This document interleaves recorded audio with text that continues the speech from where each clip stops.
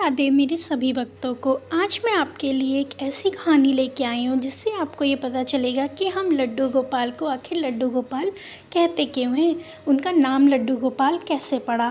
ये लड्डू गोपाल की कहानी उनके एक ऐसे भक्त की है जो निस्वार्थ भाव से अपने प्रभु की सेवा में लीन रहते थे। अनजाने में ही सही, लेकिन वो कुछ ऐसा कर जाते हैं जो सिर्फ एक सच्चा भक्त ही कर सकता है। और फिर श्री बाल स्वरूप लड्डू गोपाल की अपार कृपा उन पर बरसती है। तो चलिए हम इस कहानी को आरंभ करते हैं और देखते हैं कि कैसे हमारे लड्डू गोपाल का नाम लड्डू गोपाल पड़ा।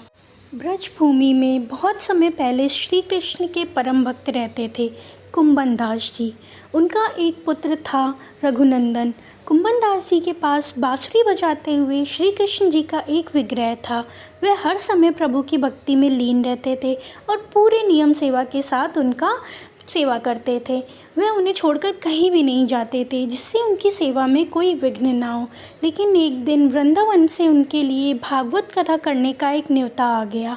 पहले तो उन्होंने मना कर दिया, परंतु लोगों के जोर देने पर वे जाने के लिए तैयार हो गए कि भगवान की सेवा ही तो करनी है। तैयारी करके वह कथा करके रोज़ वापस लौट आया करेंगे। वह भगवान का सेवा नियम कभी नहीं छूटेगा।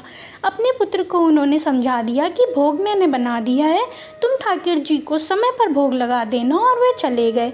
रघुनंदन ने भोजन की थाली ठाकुर जी के सामने रखी और सरल मन से आग्रह किया कि ठाकुर जी आओ, भोग लगाओ। उसके बाल मन में ये छवि थी कि वे आकर अपने हाथों में भोजन करेंगे जैसे हम खाते हैं। उसने बार बार आग्रह किया, लेकिन भोजन तो वैसा का वैसा ही रखा था। अब वह उदास हो गया और रोते हुए पुकारा कि ठाकुर जी आओ, भोग लगाओ ना। ठाकुर जी ने बालक का रूप धारण किया और भोजन करने बैठ गए और रघुनंदन भी प्रसन्न हो गया। रात को कुंभन दास जी ने लौटकर पूछा कि भोग लगाया था बेटा? तो इस पर रघुनंदन ने कहा हाँ। उन्होंने प्रसाद मांगा तो पुत्र ने कहा कि ठाकुर जी ने सारा भोजन खा लिया। उन्होंने सोचा बच्चे को भूख लगी होगी तो उसने ही खुद खा लिया होगा। अब तो ये रोज का नियम हो गया कि कुंभन दास जी भोजन की थाली लगाकर जाते और रघुनंदन ठाकुर जी को भोग लगाते। जब प्रसाद मांगते तो एक ही जवाब मिलता कि सारा भोजन उन्होंने ही खा लिया। जी को अब लगने लगा कि पुत्र झूठ बोलने लगा है, लेकिन क्यों? उन्होंने उस दिन लड्डू बनाकर थाली में सजा दिए और छुप कर देखने लगे कि बच्चा क्या करता है। रघुनंदन ने रोज की तरह ही ठाकुर जी को पुकारा तो ठाकुर जी बालक के रूप में प्रकट होकर लड्डू खाने लगे। ये देखकर कुंभन दास जी दौड़ते हुए आए और प्रभु के चरणों में गिर गए और विनती करने लगे। उस समय ठाकुर जी के हाथ में लड्डू और दूसरे हाथ का लड्डू मुख में ही जाने वाला था कि वह जड़ हो गए। उसके बाद उनके इसी स्वरूप की पूजा की जाने लगी और वो लड्डू गोपाल कहलाए जाने लगे।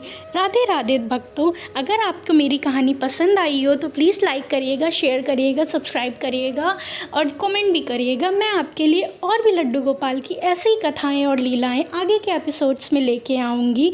तब तक के लिए आप सबको राधे राधे।